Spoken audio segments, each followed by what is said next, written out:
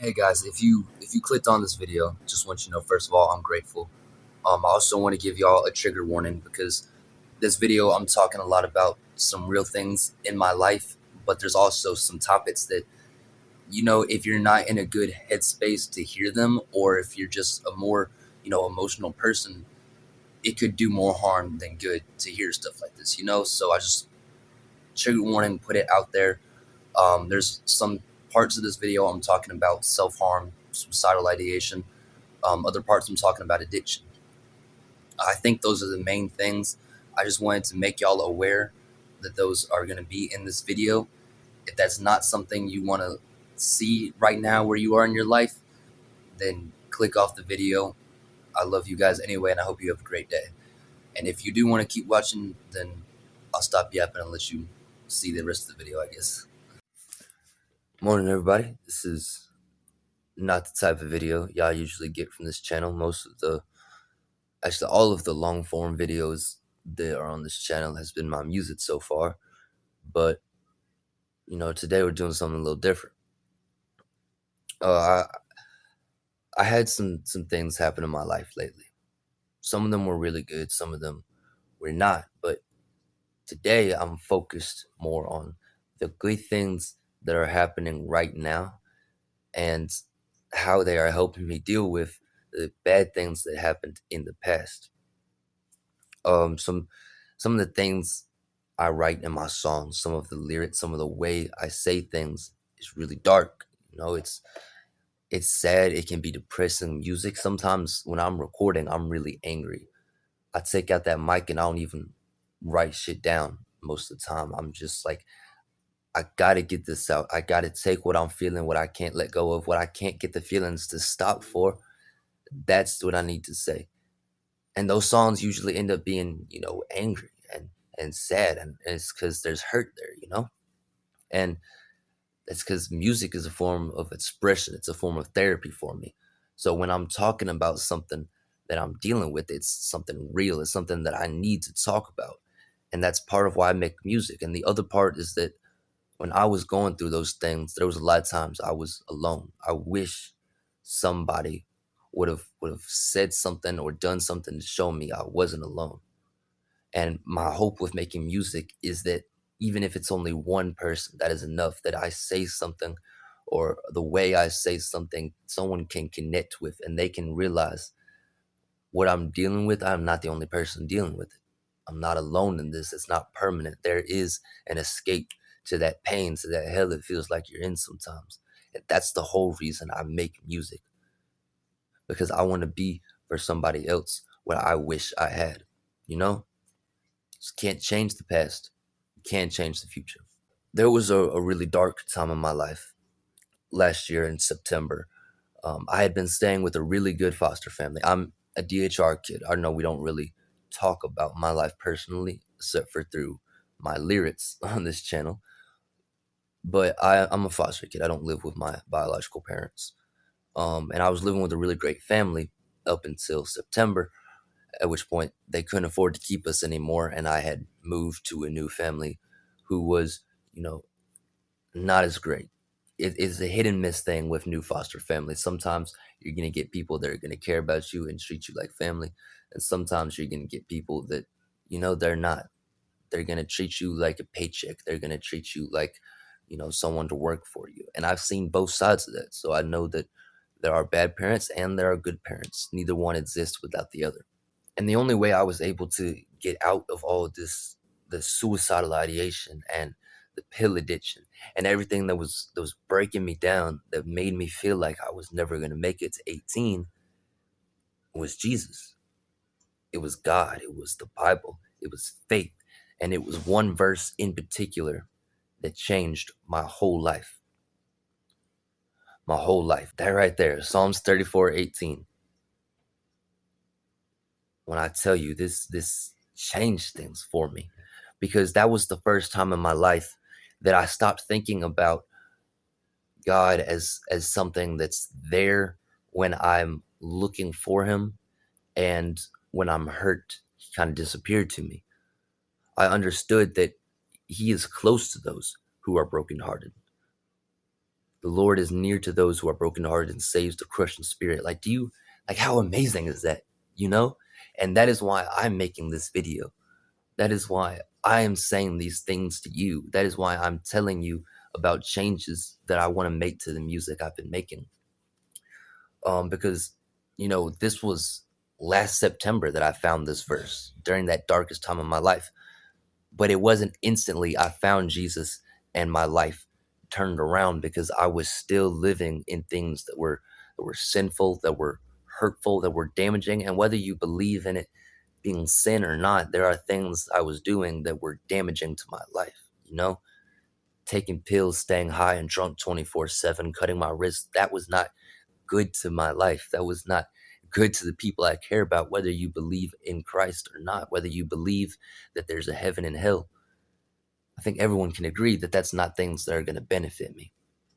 But it was a long road going from that first step to where I am now. And the reason I'm making this video now is because I've gotten to a place that I want to share my story.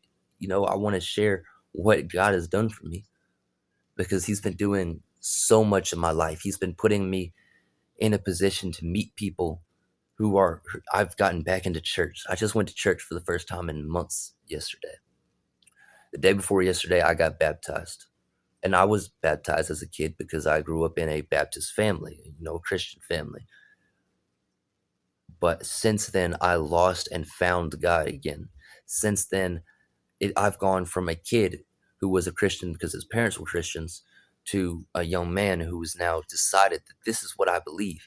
This is what I put my trust in, because every time I have needed someone to be there, every time I have needed God to be real, every time I put my trust in him, he has shown me beyond a shadow of doubt that he is real. You can explain away anything. Bread could start falling from the sky right now, and we could explain it away. Oh, there was a windstorm that picked it up and it fell out of a cargo plane, anything. Or you could take a situation like that, and obviously the bread is just an example. I've never seen bread falling out of the sky, but what I'm trying to say is you can explain it away with science, or you can give a chance at faith, and you can try looking at it through that lens of this is Jesus. And sometimes you're not going to be able to believe just off that one thing. I wasn't able to believe off just that one thing. But if you'll start looking at it like that, you'll start looking for the things to believe in, God will show you. If you are looking for him, he will make himself known to you. If you're not looking for him, you know, he's not going to force you to believe in him. He will want you to believe in him. He will want you to be saved by him and by his grace and by his love, but he's not going to force you into it, So the point of this video is I wanted to share with y'all me who's been through some of the worst head mindsets you can be in. I have cuts on my wrist that I could see the bone when I made them. And that's not me trying to glorify it. That's me saying, look how far I've come. I can't even look at my damn arms sometimes without feeling sick to my stomach, without feeling like, who am I? What am I? What have I done with my life? And I went to church yesterday, and I was in need of help, and I prayed. And I say God, I say Lord, I say Father. But yesterday was the first time I referred to God as Abba, which is, as far as I understand it, it's a Hebrew word for father. It was an affectionate term for father, and I don't think they only used it for God. I think they used it for their dads too. But because we as Christians look at God as our father, because we were adopted into his family through the blood of Christ, who was his son, for we're brothers in Christ. We're brothers and sisters. We are family in Christ. And if God the Father is the Father of Christ, and Christ is our brother, we are adopted into the family, and he becomes our father. He becomes Abba. And when I called God Abba, I was crying. I was crying, and then I was smiling, and I felt so much love. You know, I've gone to so many churches, you can't feel the presence of the Lord. All you feel is a bunch of people trying to feel good about themselves. When I went into that church yesterday, I could see these are people who love, these are people who care, these are people who trust and serve faithfully. And I could feel the presence of God, who I call my Lord. And when I called him Abba, I've never felt closer to him. I've never felt like he knew me better. I've never felt like I knew him better. And I want to share that with y'all. You know, just because me calling him Abba meant something so special to me doesn't mean the same thing's going to mean something special to you. But I do believe passionately and with a full heart that God cares about you. Well, first of all, that God's real. Let's go ahead and say that I believe that God's real, because he can't care about you if he's not real, right? How does that make sense? I believe he's real. I believe that he cares about you, me, and everyone.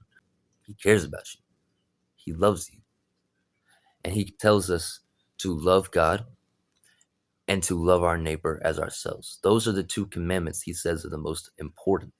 He says the most important commandment is to love God, and the second most important commandment is to love our neighbor as ourselves.